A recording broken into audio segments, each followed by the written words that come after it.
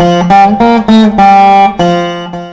everyone, I have with me the gorgeous dancer Priya Murle from Chennai, a dear friend, and recently been elected as the president of ABAI, the Association of Bharatanatyam Artists of India.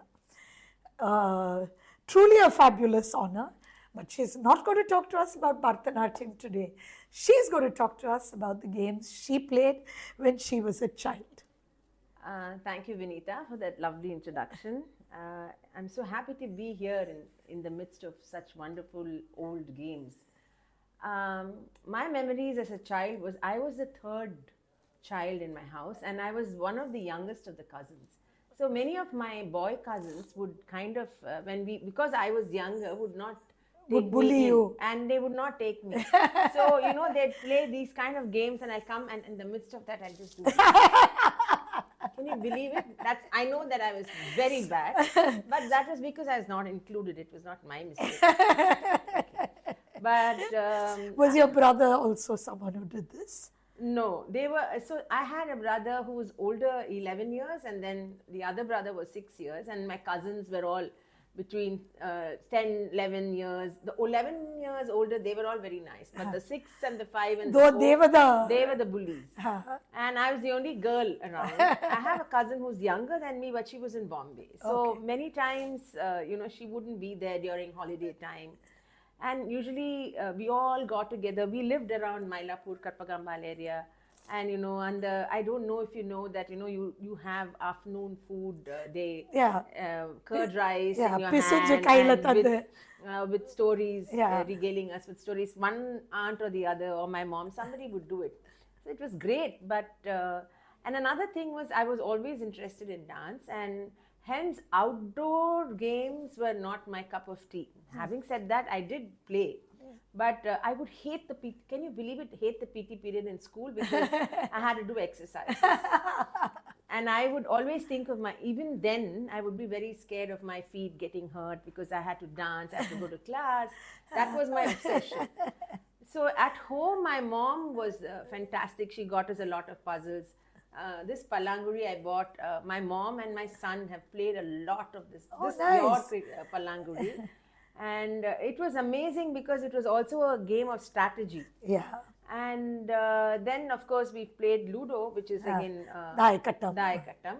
And many games. We played a lot of Pandi.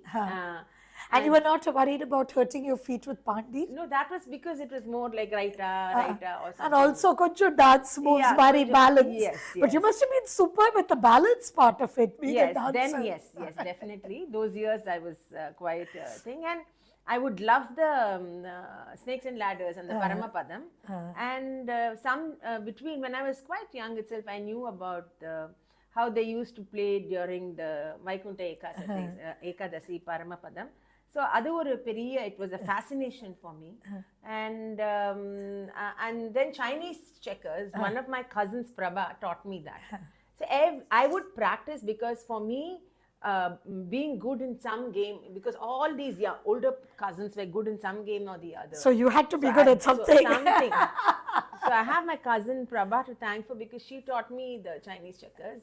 And again, that was anything logical, it kind of appealed with me. And so I would excel in those kind of games. And I would never have thought dance and logic go together. I thought more intuition, and that's very interesting. Can you believe that I'm also a student of Indian philosophy? And philosophy itself means the love of wisdom. And in our course structure, in our MA, we had logic as a subject. Oh, really? Yes, because to create certain premises and to go with it or not to go with it, you need your logical mind. And you need a logical mind even in creativity. Yeah, I guess there is a logic to creativity. Yes. But I mean, the right and the left, the balance. Sometimes asymmetry, you need to know what symmetry is. Yeah. To understand. And then, of course, the Pambaram was another thing that it was a hit or miss. Because, of course, all my brothers, especially my immediately older brother, and my cousins were all good, and they could balance the pambaram in this, Hand. and you know, and there was a knack in the way you thread wound the the thread. So that again was a big thing for me. Not so good in pambaram, but and then of course goli. To hit it. And we had a fantastic collection of marbles in our house. It was like, different colors of blue. Yeah. Different shades. We had a box. They look so beautiful. Yes. And then we would go to the beach, Marina Beach. One thing was to collect, one thing is to buy, but the other thing is to collect the shells for palangri. Palangri, yeah. So I think, those days, whatever we did was so simple, and yet there was a lot of thought behind every game. I think that's, on hindsight, I think it's a great, they kind of prepared you for life, the complicatedness or the simplicity of it. All these games absolutely prepared us for what was to come. Yeah, in some way or the other. Yeah, in some way or the other. So a couple of quick questions. One, do you still play with your cousins when they come? Do they still bully you, or now do you bully them? No, they don't bully me, nor do I bully them. In fact, being the youngest, it had its advantages. And even my older brothers' friends used to treat me so sweetly. They all used to tease me. And then after that, I'd start crying, and because I was, of course, pampered. And then each one would take me and get me an ice cream or a chocolate. So my cousins now, it's now that I've chosen a path which is kind of different. Maybe it's not the path that one usually chooses, and kind of my passion. But it was my mother's focus that and her angst that her child has to be a dancer. In my house itself, both my brothers were musicians, and a lot of, my mother gave us a thing to focus on things. So these kind of games actually helped us to build that focus. Yeah. And even my friends, if you ask even Anjana, she would say, "Nee ange iru, nee dance class le iru," because anything, I'd say, "Amma, today can I go to my friend's birthday?" She'd say, "Why don't you go to class and then go?" So I would never miss class. Yeah. And same way, I always would see, even if I'm losing, even card games or anything, I would always see it through. Memory was another game that we played, memory game in cards. Because my mom thought that it would definitely help your mind and mind activities. But not she didn't say do this because of that. Yeah, but it just happened. Very organic. Yes. Yeah. So I think my mom had a great influence in my life. She still is a great influence. She's 90 years old and she now plays the Sudoku because she doesn't want to get Alzheimer's. So, that kind of, that focus which we had to do to pursue some art, you need a lot of focus and discipline. And I think all these games, and then I see your beautiful exhibition, and I see that it was part of our culture and heritage. Absolutely. Yeah. So I'm not amazed, because the temple was a seat of a social activity. It was for praying. It had high spiritual values. It had something for even empirical, sensuality. Absolutely. And then you go beyond that and go into the thing. And then it was a very holistic space, wasn't it? Yes. It wasn't just about religion. Absolutely. It was about religion, culture, socializing, even networking, as we choose to call it, because that's where people met, in a temple. You met your neighbors. Networking in Madras. I still call it Madras. Now that you're talking about the Madras week, I think Madras has a vibe. So last question for you. If you had to remember one incident of play which stands out above everything else in your childhood, what would it be? Some game you played, who you played with, what would that be? I think it would be the Chinese checkers with my cousin brother. Not colorifying the board with your cousins. Well, I'm not too happy about that. But that would be the thing. She patiently would teach me the moves, And where is your cousin today? she's here, but she's also half the time traveling to her children who are. Maybe one day you both should get together and play again. Yes, yes, Prabha. That'll be a nice way to celebrate Madras week. Yes, yes, definitely. It's all in the game, isn't it? Yes, yes. And I also like the times that we go and collect different kinds of shells. To play palanguri. And the very beautiful thing that I used to love is to see my little son with my mother Playing palanguri. What about your grandparents? How much of an influence did they have in your life? See, my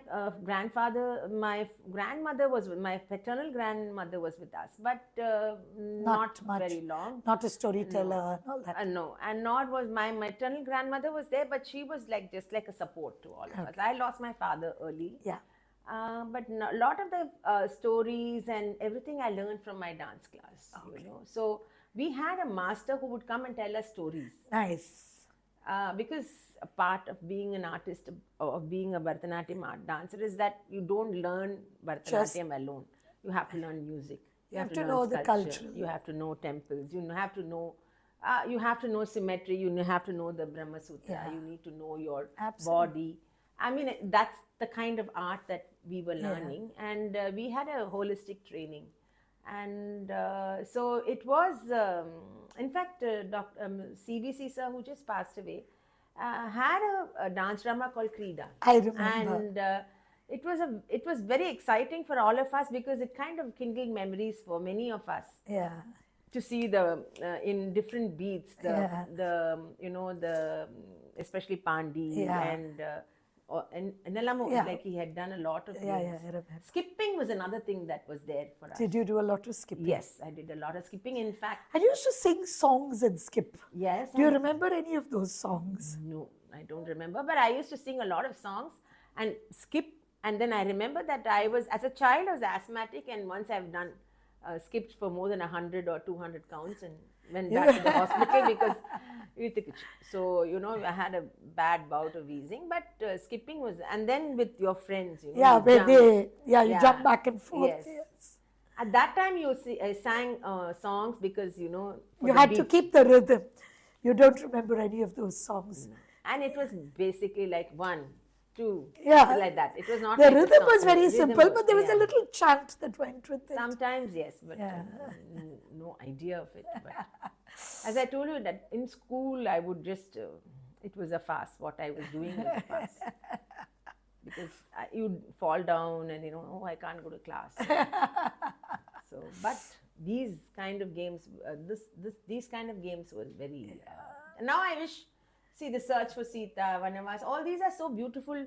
I feel we didn't have these kind of. When we were growing up. Yes, we had Cluedo, that mystery game. Yeah. And, but this is nice because you also know our mythology and characters. And these are, I think you're doing a very wonderful job of reviving many of these traditional games. And I think as artists, all of us need to know about it. Absolutely. So we'll do a Bharatanatyam artist game face-off one day. Sure, waiting for it. Thanks so much, Thanks, Priya. And lovely. But I must say, my highlight of today's interview was how you collegified your cousin's game board. Yeah, I did. I would. And it's obvious that still rankles in your mind. No, they'll say, "Ayo, Priya Vara." Because I come and say, you people are playing without me. And Well, that was fabulous. Thanks, Priya. Thank you.